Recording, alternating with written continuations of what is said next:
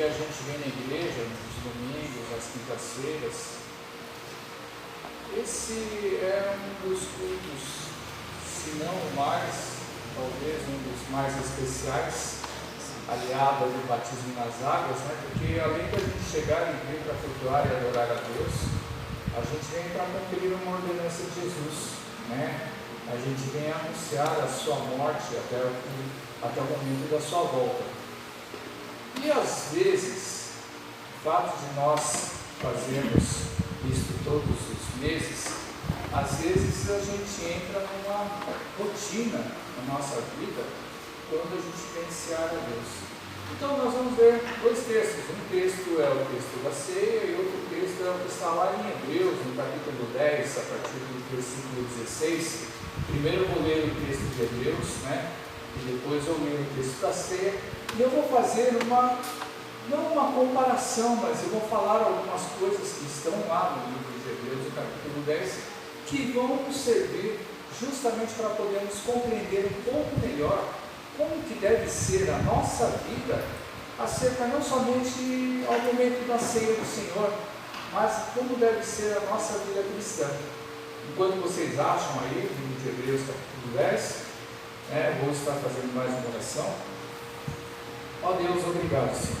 Obrigado, ó Deus, glórias, porque nós cremos em nosso coração, ó Pai, que o Senhor tem colocado as tuas mãos, ó Senhor, sobre esta igreja, sobre esse ministério, sobre todos aqueles que fazem parte, ó Deus, glórias, desta igreja, Senhor, desta casa, Senhor.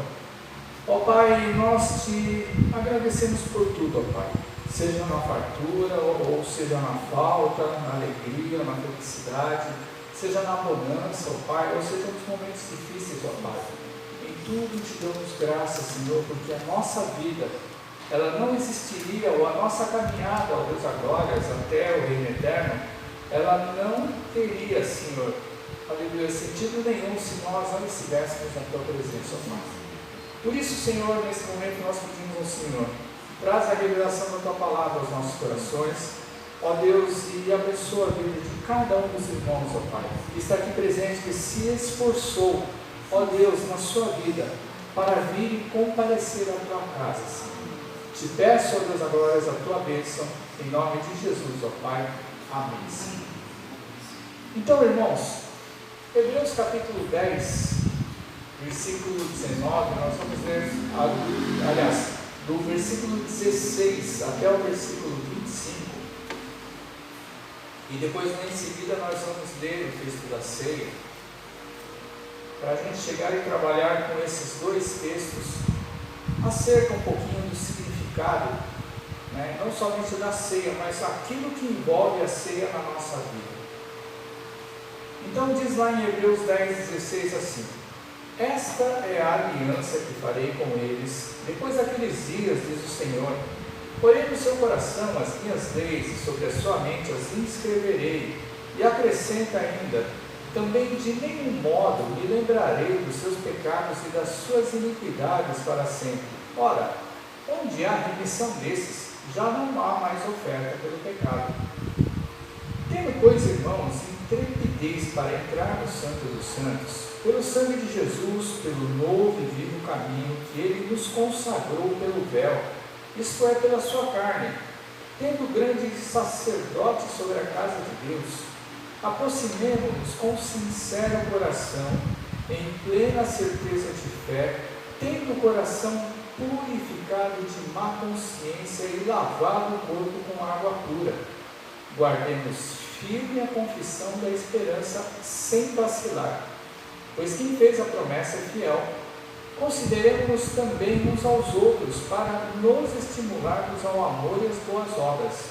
Não deixemos de congregar-nos como é costume de alguns, antes façamos admoestações, e tanto mais quando vedes que o dia se aproxima. Aí em seguida vamos ler o texto de 1 Coríntios capítulo 11, a partir do versículo 23 até o 32. A palavra de Deus, ela diz assim. Todos acharam? Quem está com a Bíblia na mão? Amém? Diz assim a palavra do Senhor: porque eu recebi do Senhor o que também vos entreguei, que o Senhor Jesus, na noite que foi traído, tomou o pão, e tendo dado graças, o partiu e disse: isto é o meu corpo que é dado por vós, fazei isto em memória de mim. E por semelhante modo, depois de haver ceado, tomou também o cálice, dizendo: este cálice é a nova aliança no meu sangue. Fazei isso todas as vezes que beberdes em memória de mim. Porque todas as vezes que comerdes o pão e beberdes o cálice, anunciais a morte do Senhor até que Ele venha. Por isso, aquele que comer o pão ou beber o cálice do Senhor indignamente será réu do corpo e do sangue do Senhor. Examine-se, pois, o homem a si mesmo, e assim coma do pão e beba do cálice. Pois quem come e bebe sem discernir o corpo, come e bebe juízo para si. Eis a razão, porque há entre vós muitos fracos e doentes, e não poucos que dormem. Porque se não julgássemos a nós mesmos, não seríamos julgados. Mas, quando julgados, somos disciplinados pelo Senhor, para não sermos condenados com o mundo. A ceia, como eu havia falado há pouco, a gente, no texto da ceia, como diz aqui o apóstolo Paulo, ele falou as palavras de Jesus, que quando a gente participa do pão e participa do cálice, que diz que é a nova aliança que o Senhor fez com as nossas vidas, ele vai dizer que a gente vai estar anunciando a morte de Cristo. Mas a gente anuncia a morte porque Ele morreu na cruz do Calvário pelas nossas vidas um dia, mas que Ele ressuscitou, está implícito dentro do texto, porque se Ele fala que até o dia que Jesus voltar, como está lá no versículo 26, significa que da sua morte Ele ressuscitou, e da ressurreição Ele foi para o céu. Ou seja, não é que da morte Ele foi direto para o céu. Ele é Deus, mas Ele ressuscitou porque por nossa causa. E como Ele caminhou e andou por 40 dias mais ou menos, nas terras lá de Israel, para mostrar ainda para os seus discípulos que Ele havia ressuscitado, e ainda fez com que mais ou menos umas 500 pessoas pudessem vê-lo subindo ao céu. Tudo isso é para que o povo testemunhasse que Jesus, Ele ressuscitou por nossa causa. Aí, a gente pensa o seguinte: a ceia, ela nos leva, ela nos faz refletir sobre a nossa vida cristã dia após dia. Se a gente for ver lá no versículo 26, uma palavra, como chega e diz lá, a gente anuncia a morte de Deus, de Jesus.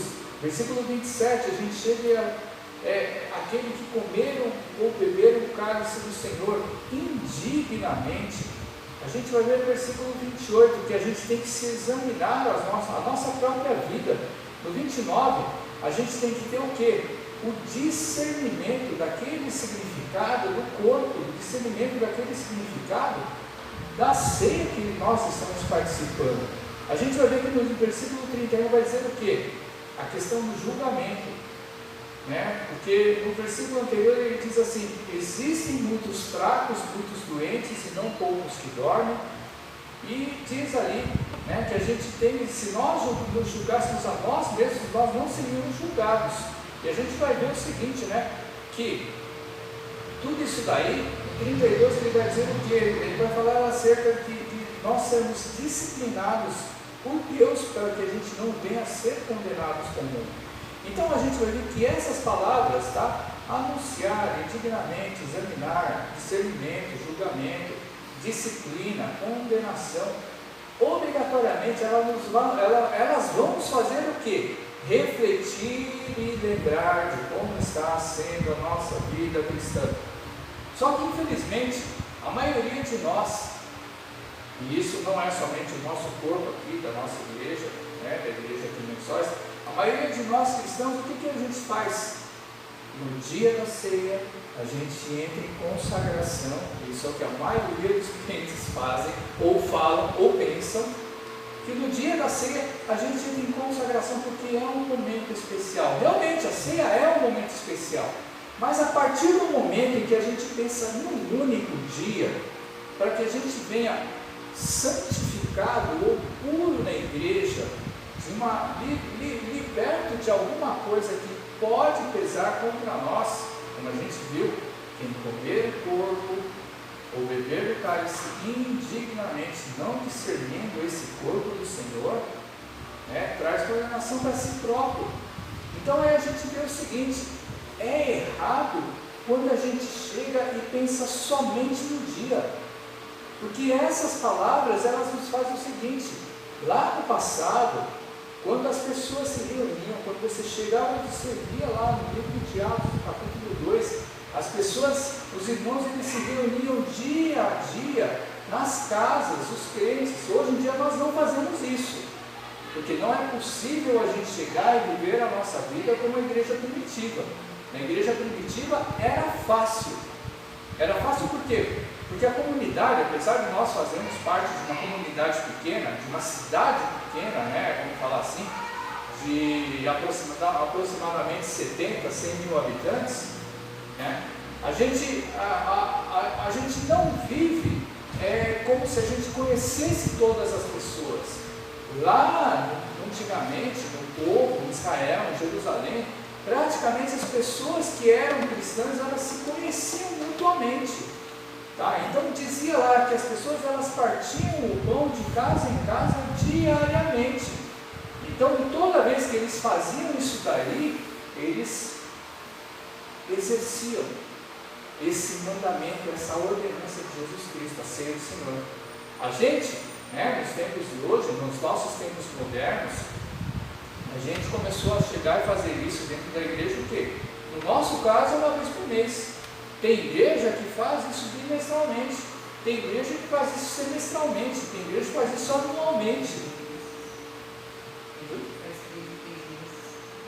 Como a irmã falou, tem igreja que faz de 3 em 3 meses.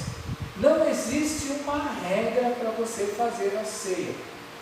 A regra é que toda vez em que nos reunimos como igreja, como uma família de Deus, ou seja, por exemplo, eu dentro da minha família, da minha casa, eu fazer a ceia, não é errado, mas também não é muito correto. Por quê? Porque eu, a minha esposa e os meus filhos fazemos parte de um único corpo familiar. E quando Jesus ele chega e fala igreja, não significa que somos participantes da mesma família de sangue. Então nós temos que ter pessoas diferentes, nós que exercem a mesma fé e creem no mesmo Deus que é Jesus Cristo. Então, sabe, é uma mania que o crente tem, que é errado, é chegar e a gente chegar e fazer que no dia da ceia a gente se entra em consagração, se santifica para participar da ceia. Aí eu vou falar para vocês se torna um sacramento. O que significa o sacramento? Você fazer uma coisa que é obrigatória, que é rotineira. E aí eu falo para vocês, quantos de nós, e aí eu estou falando, não é só a nossa igreja, quantos de nós da Igreja Universal chega e participa da ceia como se fosse uma rotina? Quando a gente chega e fala, alguns até falam, é menos uma ceia até a volta de Jesus, amém, glória a Deus, mas a pessoa não fala isso por força de expressão, mas não se reúne para chegar e ter essa consciência. A ceia é uma consciência que ela chega e faz com que isso daí, ele tenha que ser lembrado dia após dia, sabe? A ceia do Senhor, ela faz com que a gente faça uma reflexão de como é e como tem que ser a nossa vida cristã. A nossa vida cristã, ela não é resumida somente ao dia da ceia. A nossa vida cristã não é resumida somente no dia ou no momento em que a gente vem à igreja do Senhor. Não, a nossa vida cristã, ela é todo o dia. Porque Deus, quando você aceitou Jesus na sua vida, Ele passou a ser o dono da sua vida 24 horas por dia, todos os dias da semana. Então, esse texto da ceia, ele vai fazer o quê? Ele vai fazer com que a gente pare para refletir, não somente naquele momento. Porque, irmãos, pecado nós temos, falhas nós temos, A A gente chega e a gente vai se examinar, a gente vai pedir perdão a Deus e vai participar. Aí Paulo ele chega e fala uma coisa que é interessante no texto da ceia. Ele vai falar assim, no 28, examine-se o homem a si mesmo para comer e beber do cálice. E aí ele vai falar no versículo seguinte, aquele que come e bebe sem ter a consciência, sem ter esse discernimento do corpo, que corpo é esse? O corpo de Jesus, ou corpo que Jesus ele escolheu, que somos nós como igreja, tá? Ele vai falar que a gente está trazendo, não é a condenação, ou seja, a gente não está trazendo a morte para nós, né? Porque condenação é morte. Ele está trazendo um juízo para cima de nós, ou seja, nós não estamos entendendo que a ceia, ela é parte da nossa vida diária. Eu não faço a ceia diariamente. No momento da ceia em que a igreja escolheu para que a gente se reunisse para celebrar, para anunciar, no caso, a morte de Cristo Jesus, ela tá chamando a gente para que a gente faça uma avaliação de como está sendo a nossa vida cristã. Nossa vida cristã, ela está sendo feita de acordo com aquilo que Deus ele quer? Pecado temos de monte, mas você imagina o seguinte, no dia a dia, nós temos que ter essa consciência. A gente se examina diariamente, porque imagina você nas suas orações, nas nossas orações, todos nós, sabe, quando a gente chega e pede perdão pelos nossos pecados, quando a gente chega e agradece a Deus, a gente agradece a Deus só pelas coisas boas que acontecem na nossa vida, só pela força que Ele dá para cada um de nós? Não. A gente agradece a Deus por todas as coisas. E eu falo, nós fazemos parte de um grupo, de uma população, de um povo que sofre constantemente aflição. Fora as aflições pela marca, pelo sangue de Cristo que está nas nossas veias, pelo selo que nós recebemos do Senhor, fora essas aflições, nós sofremos aflições constantes nas nossas vidas. E essas aflições, elas servem para que a gente possa glorificar a Deus. Como é que eu vou chegar e agradecer a Deus a minha dor? Como é que eu vou agradecer a Deus a minha tribulação? Irmãos, a gente não sabe, como foi dito no começo do culto, nem olhos viram, nem ouvidos ouviram, nem penetrou no coração humano aquilo que Deus ele tem preparado para cada um de nós, daqueles que amam a Deus, ou seja, nós amamos a Deus e quê? De coração, ou por superficialidade, de sentimento mesmo dentro da nossa alma, ou a gente ama a Deus por causa de um ou outro amigo nosso, ou alguém que chegou e nos levou para a igreja, né? Tem que ser por nós mesmos. Mas voltando ao texto de Hebreus, voltando ao texto de Hebreus, capítulo 10, a partir do versículo 16, a gente vai ver algumas coisas, algumas situações em que o escritor de Hebreus, ele chega e vai falar alguns detalhezinhos que são extremamente importantes para a nossa vida cristã. E vai ajudar-nos vai ajudar com que a gente possa compreender um pouco melhor a questão da ceia, a questão do batismo, a questão da nossa vida na presença de Deus, a questão da gente chegar e olhar a Jesus como nosso guia, como nosso mestre, como nosso Senhor. Mas tudo isso daí eu já faço, eu já sei, eu conheço, mas a gente segue? Nem sempre. Através de quem? Da direção de quem? Não é da direção do pastor, não é da direção do irmão, não é da direção como hoje o pessoal fala. Antigamente falava de guru espiritual, hoje o pessoal fala de coach, usa um nome americano que tudo tem coach, tudo tem o quê? Orientador, tudo tem uma pessoa que ela chega e fala para você e manda você fazer isso ou aquilo. Não, a gente vai ver nesse texto que eu não preciso, que você não precisa de nenhum coach na sua vida, de nenhum orientador. De nenhum que chega e fala para você, olha, faz isso, porque vai dar certo. Faz isso porque Deus me falou que você tem que fazer isso. Irmãos, a gente vai ver nesse texto que você não precisa de ninguém. Você só precisa acreditar naquele que te chamou. Quem te chamou? Jesus. É esse que nós temos que ter a certeza.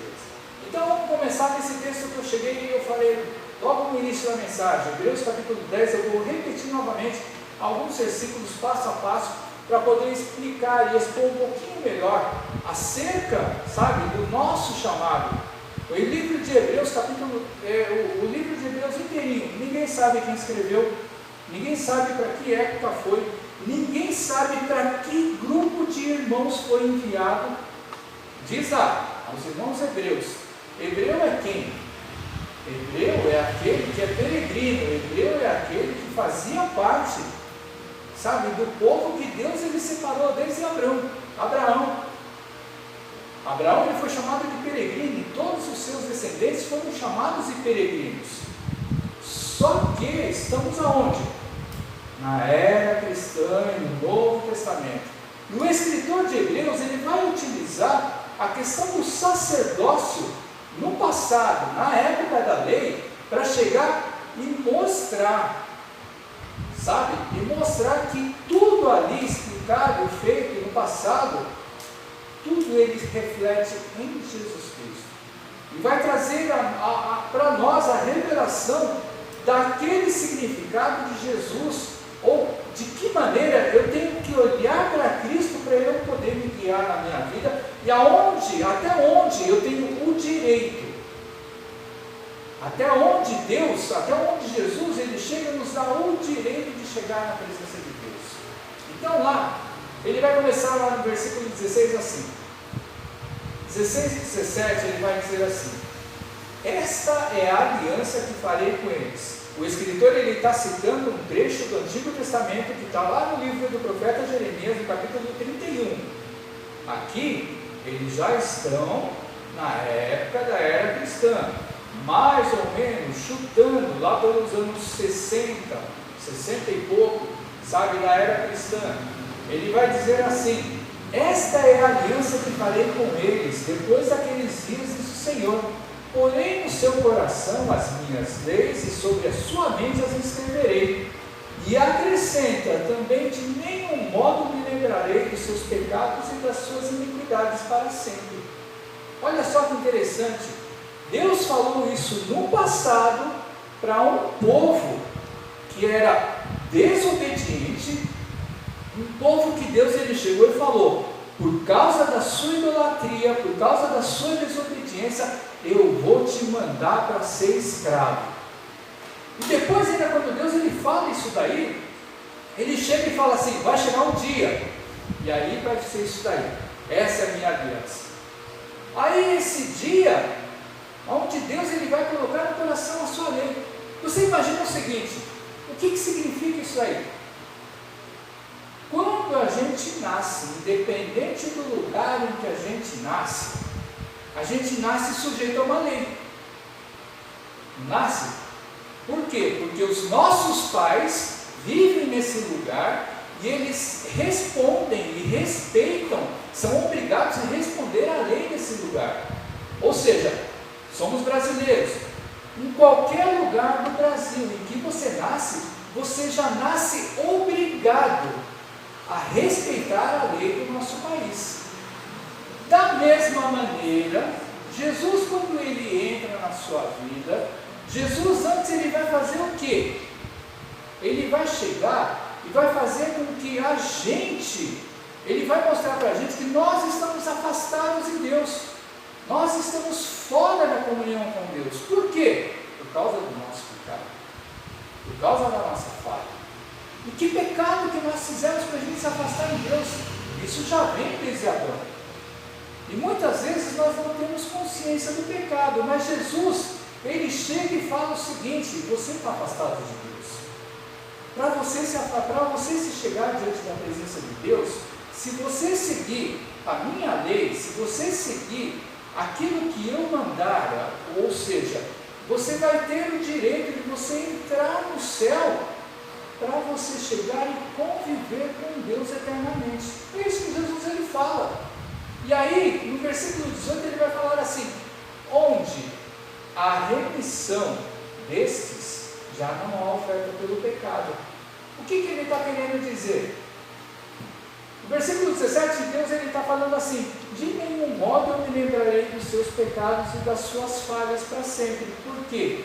Porque a lei de Deus ela foi impressa no nosso coração. Ou seja, quando Jesus entra na nossa vida, e a gente entende o significado disso, porque, irmãos, quando a gente aceita Jesus, e a gente fala: Senhor, eu falo: irmão, eu quero me batizar.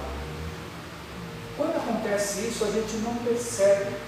Mas Jesus, quando Ele tocou o nosso coração para a gente dar esse passo de fé, para a gente se batizar, automaticamente existiu o arrependimento dentro do nosso coração. A gente não entende isso daí, mas automaticamente entrou um arrependimento no nosso coração que nos impulsionou para a gente dar um passo para o batismo. Nessa hora, a gente não entende, a gente pensa assim: ah não, Jesus abriu as portas do nosso coração para que a gente pudesse conhecer a Deus. A partir do momento em que Deus ele se revela, sabe, e a gente começa a olhar a Deus de uma outra maneira, mesmo que eu não tenha confessado, mesmo que você não tenha confessado na hora, mas você só conseguiu enxergar a Deus através de Jesus Cristo porque o seu coração sentiu a necessidade de pedir perdão para Deus, para que Ele pudesse entrar na sua vida. Então Jesus, ele chega e fala, o escritor de Hebreus, ele chega e usa esse texto do Antigo Testamento para mostrar e para falar acerca disso daí, tá? E quando Deus ele chega e fala que Ele não lembra mais do seu pecado, Ele está querendo dizer o quê? No Antigo Testamento, toda pessoa que pecava ia lá atrás do sumo sacerdote, chegar e falar: olha, eu fiz tal pecado. É igual ao confessionário, por exemplo, tá, irmãos? É uma coisa muito semelhante, sabe? Um confessionário que eles procuram, que os irmãos eles procuram lá. O padre chega, conta o seu pecado, e o padre ele dá a sua penitência. Não sei se é penitência, mas o padre ele chega e fala: olha, tem que fazer tantas rezas, tal. Lá no Antigo Testamento, a pessoa que cometeu o pecado, ela procurava o sumo sacerdote e falava: olha, eu fiz isso. Aí ele vai chegar e vai falar: traz para mim uma ovelha, um bezerro, um touro, um bode, um cabrito, sabe?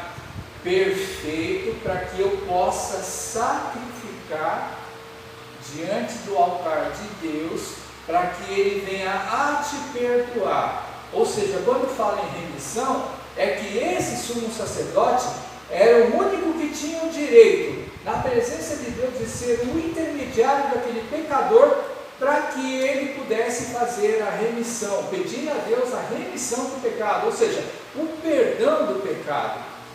A partir do momento em que Jesus ele entra na nossa vida, o que foi que ele fez?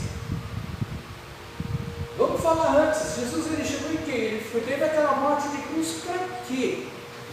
Aí a gente pensa o seguinte: se a gente for lembrar da história, a gente vai pensar algumas coisas, a gente às vezes pensa errado. A gente pensa assim: não, ele foi morto naquela cruz porque o sacerdote conseguiu chegar e achar uma culpa em Jesus para chegar e mandar ele para a cruz. Não. Se nós formos ler lá no Evangelho de Mateus, por exemplo, está em Marcos, está em Lucas, sabe? Quando o sacerdote chega e fala: é você mesmo, o Cristo, o Filho de Deus vivo? E Jesus ele chega e fala: é você que está dizendo. Mas vai chegar um dia em que o Filho do Homem ele vai vir na sua glória para chegar e completar todas as coisas. Ou seja, ninguém conseguiu achar um motivo, como nós já ouvimos falar várias vezes, e muitas vezes nós não entendemos, mas vai dizer, sabe, nos evangelhos, que Jesus não falou absolutamente nada.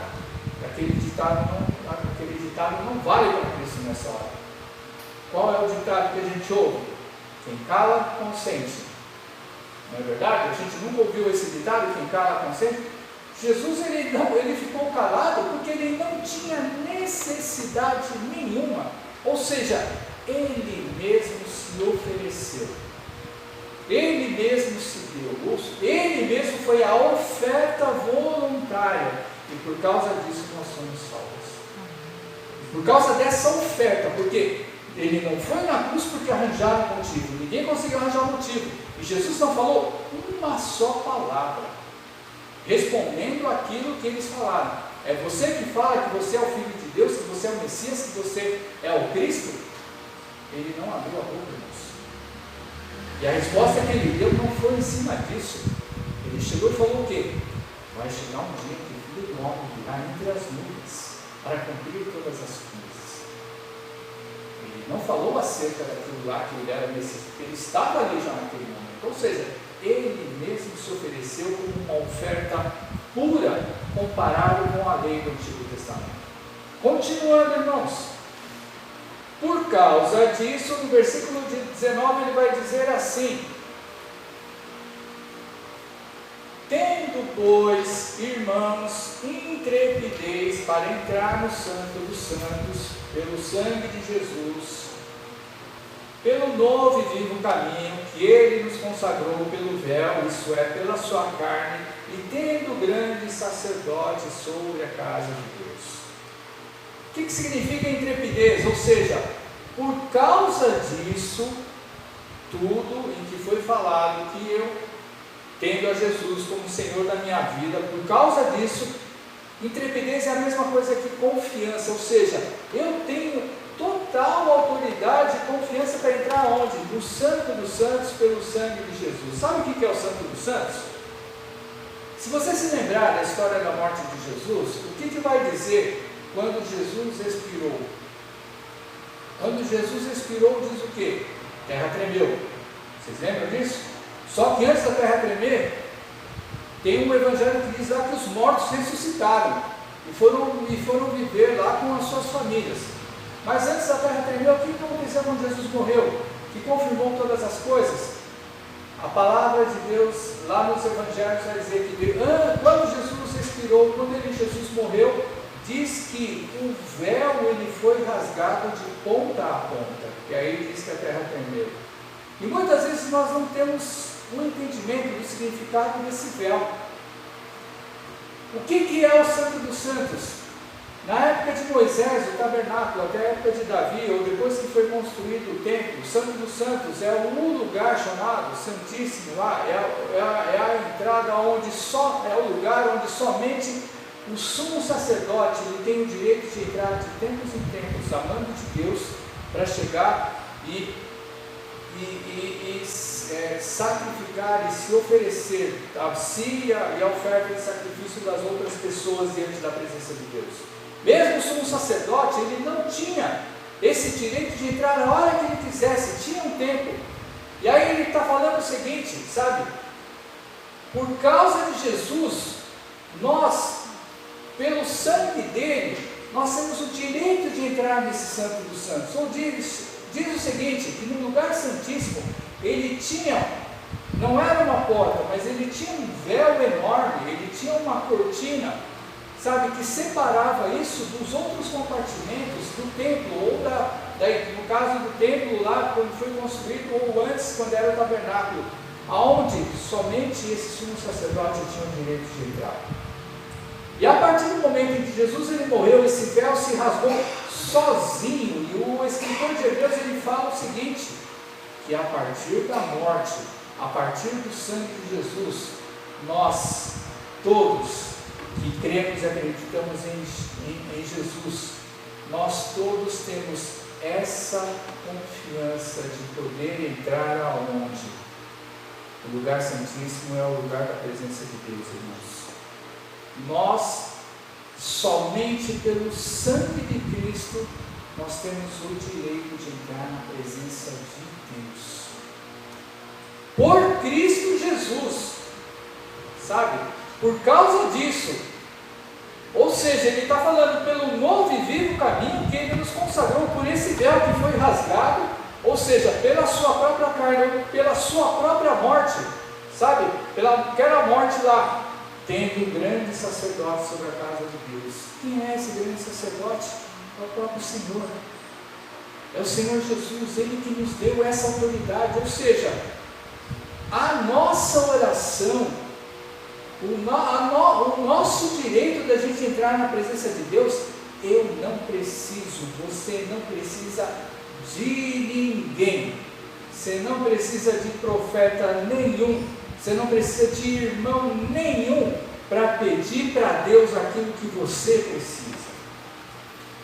O que é a confiança? É você ter a certeza, você ter a fé de que pelo sangue de Cristo que habita no seu coração, na sua vida, você tem esse direito, porque Jesus te dá essa autoridade. Por isso que quando a gente faz a nossa oração para Deus, a gente fala o quê? Em nome de Jesus Cristo, nosso Senhor. Por esse Jesus, porque quando a gente fala o nome de Jesus, é porque Ele nos deu esse direito de entrar na presença de Deus, para eu pedir o que eu quiser, para eu chegar e me arrepender e me derramar diante da presença do Senhor, sem precisar de ninguém. Não preciso de pastor, não preciso de irmão, de irmã, que ora, de intercessor. Precisamos das orações dos irmãos, mas o mais importante é cada um de nós ter essa plena certeza, ou seja, ter essa fé que fala em Hebreus 11 inteirinho, sabe? Essa fé de que quando eu falar com o Senhor, eu tenho que ter essa certeza, Ele já me ouviu, Ele sabe de tudo aquilo que eu preciso, sabe aquilo que eu vou falar, mas se eu não falar, Deus não vai fazer absolutamente nada. E se eu não tiver fé, pior ainda. Então a gente chega e fala, mas eu sou fraquinho na fé, mas eu não acredito tanto, irmãos. A mesma porção que Jesus ele derramou para um, é igual para todos. A graça de Deus ela é única, ela não é maior do que um irmão, menor do que o outro. A graça de Deus ela é única, a bênção de Deus ela é única. Então cabe a nós, a gente a acreditar nesse Senhor a quem nós servimos. Continuando, irmãos. Aí é o seguinte, para somente nisso, é só isso que eu preciso. A gente vai ver nos próximos versículos, a partir do versículo 22, a gente vai ver que existem 4 coisinhas básicas. Existem 4 coisinhas básicas que são fundamentais para a nossa vida cristã. Olha só o que diz lá no versículo 22. Ou seja, tendo grande sacerdote sobre a casa de Deus, versículo 21, que é o próprio Jesus, aproximemo-nos com sincero, ou seja, o que significa aproximar? Você está longe e você começar a chegar perto. A partir do momento em que você entra na presença de Deus, você entra no santíssimo lugar, no lugar santo, sabe? Qual é esse lugar? A hora que você dobra o seu joelho para você orar com Deus, seja onde ele for, seja em qualquer lugar da sua casa, seja em qualquer lugar na rua, aonde você parar, para você orar para Deus, de coração aberto, é esse lugar e esse momento. Ou seja, nós que estávamos longe, ele está dizendo lá, cheguemos perto, com o coração o quê? Sincero. Coração sincero, com humildade de coração. Muitas vezes tem muita gente que trata Deus como um empregado. Deus não é empregado de ninguém. Ou seja, uma palavra que não existe na oração de um crente é determinar. Tem muita gente que chega e fala, eu determino em nome de Jesus, que nós não determinamos nada disso. Essa palavra não existe. A partir do momento que ele chega e fala coração sincero, o que é coração sincero? Tem que ser humilde na presença de Deus, porque eu tenho que reconhecer que Ele é o Senhor, que Ele é o único daqueles que é grande. Eu não sou nada, mas pela graça de Deus, eu sou muito. Porque Deus, Ele me deu a liberdade de poder entrar na presença dEle. Continua, com plena certeza de fé. O que eu acabei de falar antes, agora há pouco. Toda vez que a gente orar, eu tenho que ter fé. Toda vez que você orar, você tem que ter fé. Porque se você não tiver fé, o que diz em Hebreus 11? Eu firme fundamento daquilo que eu espero e prova daquilo que eu não vejo. Quando você entra para você pedir a Deus, o que é isso daí? Você está pedindo porque você acredita que Ele é o único que pode realizar aquilo que você precisa e aquilo que você não consegue fazer na sua vida. E quando você chega e pede, você acredita no seu coração, ou seja, prova daquilo que a gente não vê. A gente não está vendo a bênção na nossa mão. Mas se eu tiver fé, se você tiver fé, algo Deus vai fazer na sua vida. Ele nunca vai fazer aquilo que você quer, da maneira que você quer. Ele vai fazer da maneira que Ele quer, no tempo que Ele quer, no tempo preparado por Ele. Mas se você pediu com fé, pode ter certeza, o resultado daquilo que você pediu na sua oração, Deus Ele vai fazer. Desde que a oração ela esteja de acordo com a palavra de Deus. Não adianta você chegar e pedir, por exemplo, Senhor, eu quero ficar rico. Para que você quer ficar rico? Para se afastar da presença de Deus? O que acontece com um monte de irmão? O que acontece com um monte de gente? Tem um monte de gente que pede bênção financeira para Deus. Para quê? Vai embora da igreja, misericórdia. E não é assim. A gente pede conforme aquilo que está na palavra do Senhor. Coração purificado de uma má consciência. O que significa isso daí? Os nossos pedidos, eles têm que ser claros, objetivos, mas a gente tem que ter o quê? A gente não pode ter segundas intenções nos nossos pedidos. Um monte de gente chega e fala assim: Senhor,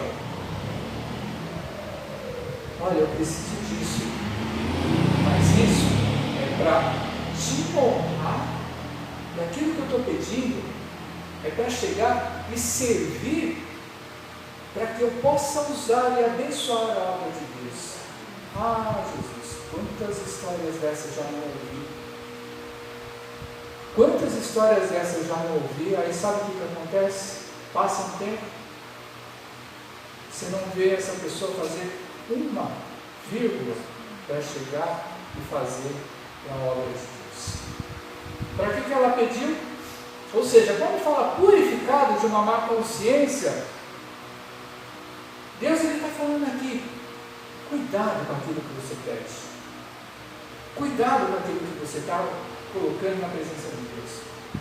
Porque Deus, Ele sonda, Ele sabe o que tem no coração de cada um. Não adianta eu chegar e falar: Senhor, eu preciso disso para eu chegar e fazer aquilo na sua obra.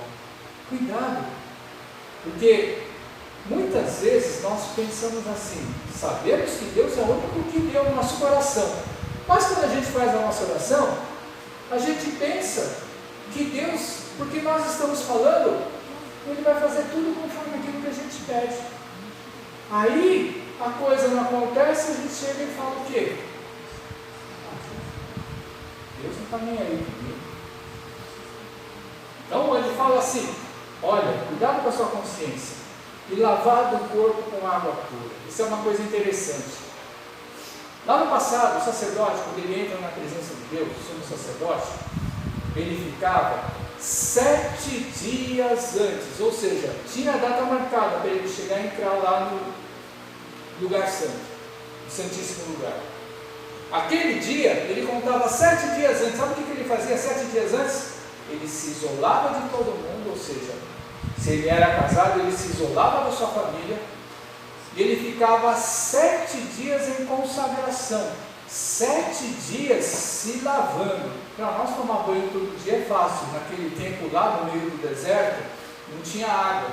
O sacerdote, ele chegava, e além dele chegar e ficar separado do povo, separado da família, em consagração, em meditação, em jejum, em oração, meditando na palavra de Deus, ele ainda chegava e ele se banhava por 7 dias, como se fosse para tirar todas as impurezas do corpo.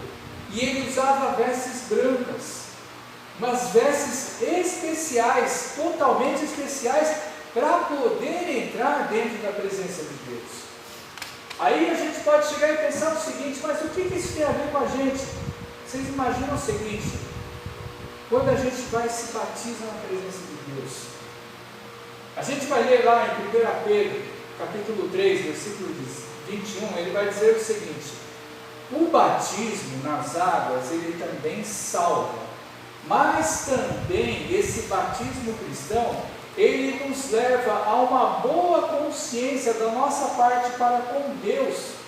Ou seja, a indagação, eu chegar e falar, mostrar que eu estou tendo uma boa consciência de Deus, através do que? Da ressurreição de Jesus Cristo. Ou seja, por isso que, quando a gente é batizado nas águas, a gente morreu para a velha criatura, para ser ressuscitado, ou seja, ser levantado, simbolicamente falando assim, uma pessoa limpa, não liberta de todos os pecados. E as pessoas pensam assim: ficou tudo ali no meio da água lá, o nosso pecado. Não ficou nada. Se você tem pecado, imagina assim, se você se batiza fumando, você vai levantar fumando.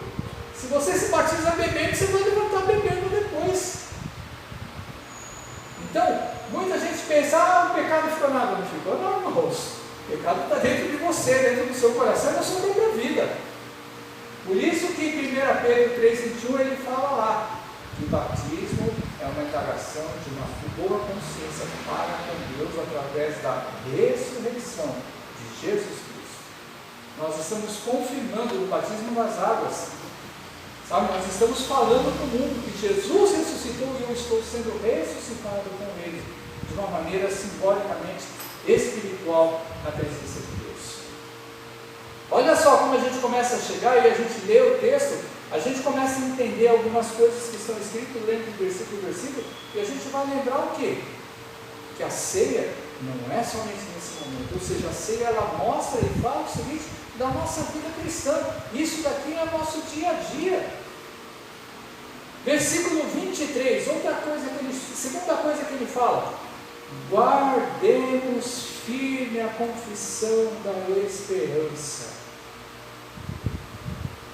O que a gente confessa nessa nossa caminhada com Cristo? O que a gente confessa quando a gente aceita e crê na bênção e na graça de Deus, na salvação? Sabe qual é a nossa confissão da esperança?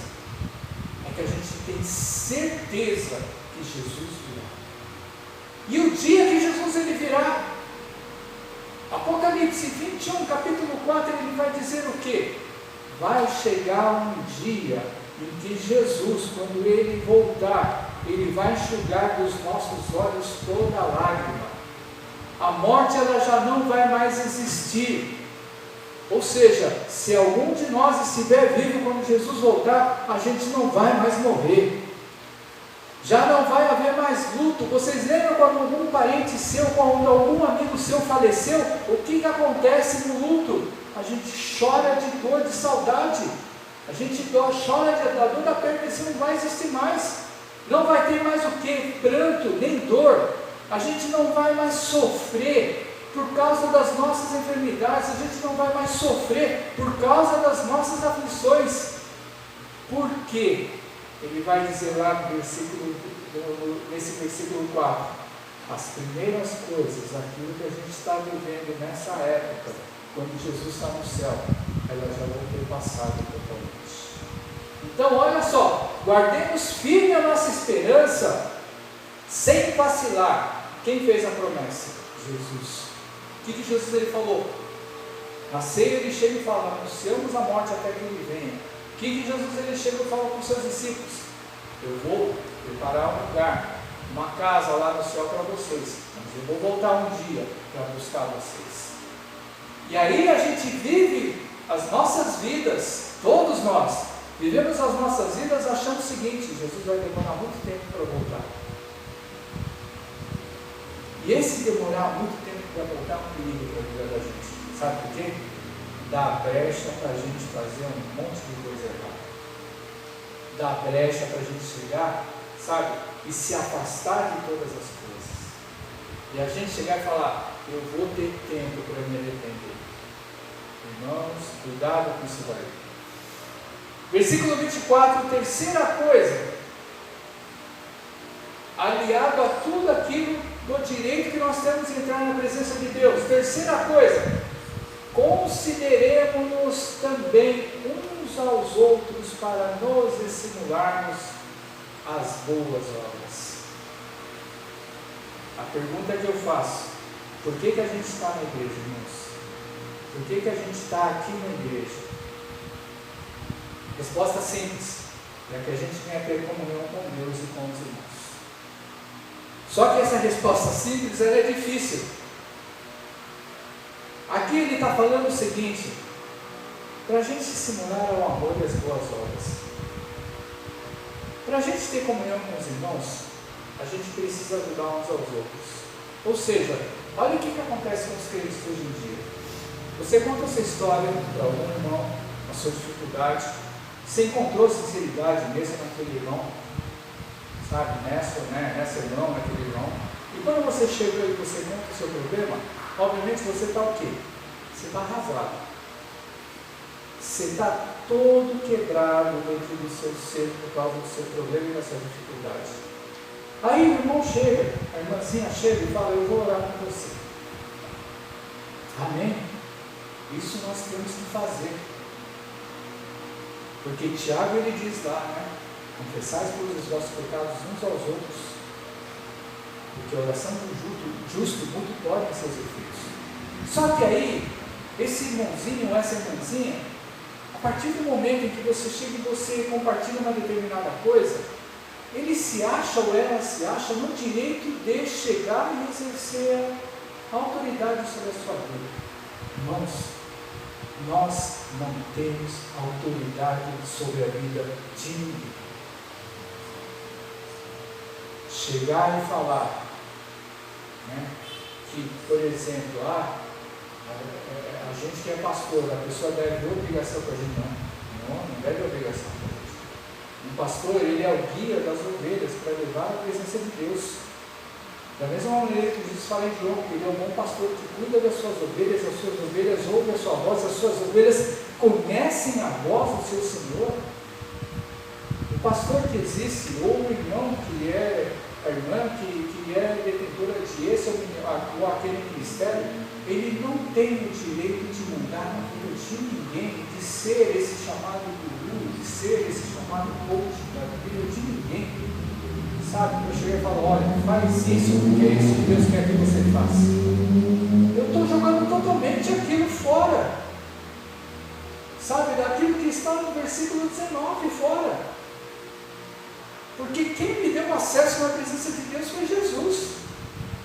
E a partir do momento em que, sabe, você compartilhar um problema, uma situação com alguém para pedir oração, glória a Deus, porque é um dever nosso de intercedermos uns pelos outros. Agora, isso vai fazer com que eu tenha um amor a mais dessa pessoa para com a outra? Não. Poder sobre outros, domínio sobre outros, não é amor. Estimular o amor é uma coisa extremamente difícil. Estimular o amor é você fazer alguma coisa, não é orar.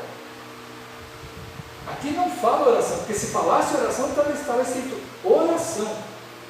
O estímulo do amor é você chegar e dar a sua mão para chegar e assistir, né? Ou dar assistência. Assistir eu falo no sentido de você dar assistência para alguma pessoa que está precisando. E pior de tudo, irmãos, às vezes o irmão, aqui é uma igreja pequenininha, mas às vezes você está numa igreja grande, você chega e você compartilha o seu problema para uma determinada pessoa, e essa pessoa tem condição de te ajudar. Aí sabe o que ela faz? Dá um tapinha no seu ombro e fala: eu vou orar por você, e Deus vai fazer uma obra na sua vida. Isso é amor? O amor, ele é provocado. Não pensa que você, no seu lugar, o amor vai nascer e brotar na sua vida. O único amor que existe é que ainda falho, na grande maioria das vezes, é aquele chamado amor à primeira vista. O amor à primeira vista da sua vida foi com quem você se casou até hoje e você está junto? Se foi, glória a Deus por isso. Mas o amor à primeira vista da maioria das pessoas foi uma decepção tremenda na vida até o dia que ele encontrou a pessoa certa. Então, sabe, esse negócio de amor à primeira vista não existe. O que existe é você chegar e você exercer amor para você receber amor. Por isso que ele chega e fala assim, sabe, estimular ao amor e às boas obras. Aí, irmãos, esse negócio da dependência é uma coisa muito séria. Isso não é amor para o próximo. Não é você chegar e amar a outra pessoa como você mesmo. Sabe por quê? Nenhum de nós gosta de ser dominado. Mas a grande maioria da gente gosta de dominar as pessoas. Olha só que coisa interessante. Nenhum de nós gosta de ser dominado. Mas a maioria de nós gosta de dominar as pessoas. Por quê? Status, autoridade, posição, de se achar o melhor. Aí Jesus, ele chega e fala, aquele que quer ser o primeiro no reino de Deus, que seja o menor nesse mundo. A partir do momento em que eu me acho o melhor de todos, pode ter certeza, eu posso ir para o céu, pela minha fé, na salvação que Deus ele me deu. Mas lá, aquele que eu ignorava, com certeza ele vai estar muito acima de mim. Então isso nós temos que, sabe, pensar muito bem nas outras coisas. Quarta coisa, a última coisa, e é a coisa que é um problema. 25, não deixemos de congregar como é costume de alguns, antes façamos admoestações, e tanto mais quando a gente vê que o dia se aproxima.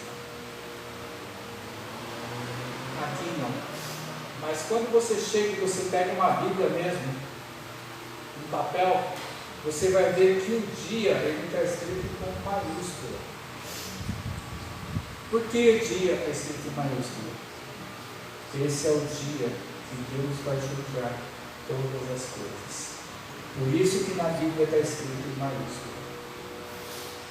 Aí olha o seguinte, quantas e quantas pessoas elas não estão vindo mais na igreja? Quantas e quantas pessoas estão abandonando o caminho de Deus e chegam e falam, eu não preciso mais da igreja? A palavra ela nos diz exatamente o contrário. Ela chega e fala o quê? Que nós não deixemos de congregar, como é costume de alguns. Quantas e quantas pessoas chegou no pós-pandemia, arranjou motivo para chegar e nunca mais ir para a igreja? E a palavra está dizendo aqui, não deixe de congregar. Aí sabe o que acontece? Ele fala aqui, façamos admoestações. Ou seja, o que é a admoestação? É você chegar e falar, dar uma advertência, você chegar e avisar, você aconselhar. Não se afaste da casa de Deus. Não se afaste da presença de Deus. Aí a gente fala assim ainda, não está legal nessa igreja, vai em outra. Irmãos, se você tem um problema dentro da igreja, não é indo para outra que você vai resolver esse problema, que vai aparecer um outro problema. Aí você começa a bater de porta em porta, e você começa a ver problema e defeito em tudo quanto é lugar, sendo que no primeiro lugar, você já devia ter chegado e resolvido o problema. Lógico que tem problemas que não tem solução, mas você tem que fazer todo o possível para você chegar. Pode ser que o lugar ele não seja bíblico, pode ser que o lugar ele não prega a palavra da maneira como ela tem que ser exposta, mas você tem que fazer a sua parte. Aí a gente vê os irmãos falando assim, não, se aconteceu isso, vai para outra igreja para você não perder a sua fé. Mas sabe o que a pessoa está fazendo? A pessoa que está indicando para ele chegar em algum lugar, está fazendo com que as pessoas elas se esfriem cada vez mais. Porque o problema, todo mundo sabe que toda igreja tem problema. Todas as igrejas têm as suas dificuldades, têm as suas falhas. Por quê? Porque ela é feita de pessoas, e nós não somos perfeitos. Todos nós temos falhas. Só que a palavra de Deus, ele chega e fala que nós temos que nos esforçar para conviver uns com os outros. Aí quando alguém chega e dá uma orientação, não, vai procurar outra igreja, sem resolver o problema que você tinha dentro da sua igreja. Porque muitas vezes o problema não é a igreja, o problema é a pessoa. Aí a pessoa chega e fala assim, não, vai para outra. Sabe o que vai acontecer com a maioria dessas pessoas?